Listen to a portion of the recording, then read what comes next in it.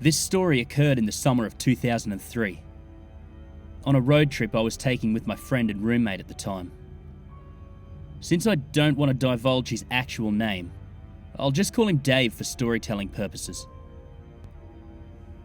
It was the second day of the road trip, and being two broke men in our early 20s, we had opted to not pay for motels and instead camp near my dodgy second-hand 1994 Jeep Wrangler and live off grocery store food.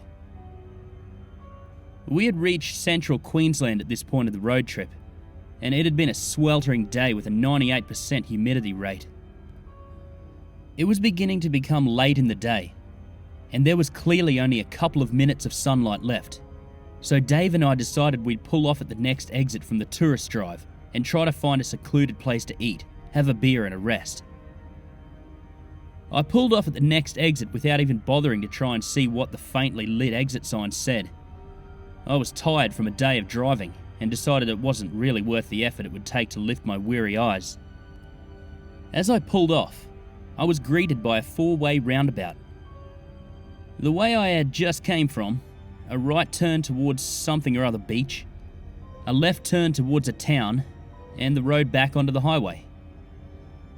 We had already decided we wouldn't be needing any food or such for the night, and I figured the beach would probably be the most secluded location, least likely for us to get mugged, you know?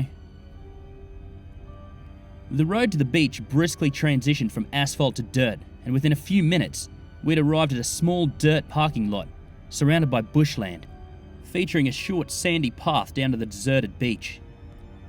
After a few playthroughs of a The Vines album or two, a couple camp stove cooked sausages and a few too many beers, we settled down for the night on the sand. I awoke at around 3 a.m. to an almost invisible beach and the roar of the waves.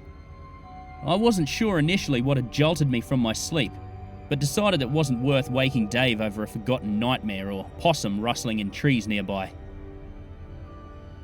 As I was beginning to start to settle down again, I heard something rustle in the bushland behind me. I brushed it off though, as a harmless critter, and decided I should get some shut-eye before the long day of driving tomorrow.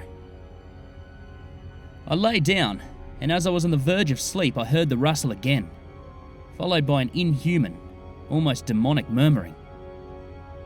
I woke up Dave quietly. "Dave, listen to that sound coming from the bush." Dave murmured something about how much of an arsehole I was, and began to roll over and go back to sleep.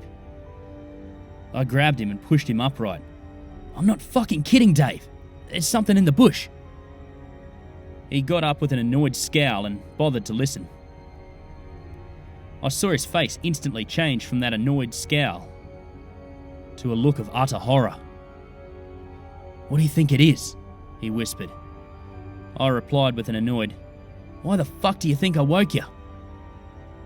He nodded his head, understanding my unappreciation of the useless question, as he also was in understanding that the noise clearly didn't originate from anything remotely human.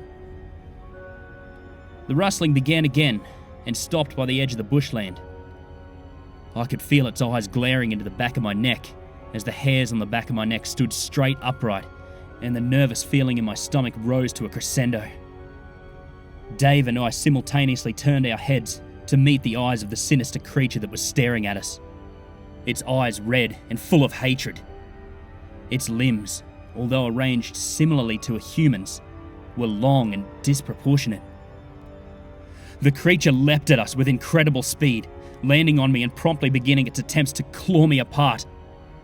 It landed 2 blows on my arms, which I'd brought up to shield my face before Dave smashed a stubby over its head. It quickly turned its attention to him and leapt at him. By the time I got up from the sand, Dave was dead. Nothing but a hunk of unrecognizable meat on the sand. I made a run for my Wrangler, hoping and praying that Dave's dead carcass would satisfy the creature's attention long enough for me to escape. As I jumped into the car, not even bothering to open the door and instead just vaulting through the open window, I heard an inhuman screech as the creature finished devouring Dave and began hurling itself towards my car. I turned the ignition and hoped to God the piece of shit Wrangler would start quickly. By God, am I lucky it did. The moment the engine roared to life, I dropped the handbrake and floored the gas, hoping, praying that I could outrun the beast. As the car hit 20k an hour, the creature reached the point that the car had just sat. Upon 50k an hour, the creature had come within a few meters of my vehicle. And as I reached 80k an hour, I began to pull away to the tuneless sound of the creature's furious screeches. I pulled back onto the highway that night and I didn't stop until I made it back to my flat. 17 hours away from that damn beach, that forsaken path and that fucking exit. I never went to the police about Dave's death or the happenings of that night in the early summer of 2003. His girlfriend reported him missing, and I was originally a suspect regarding the circumstances of his disappearance, but nothing ever came of it.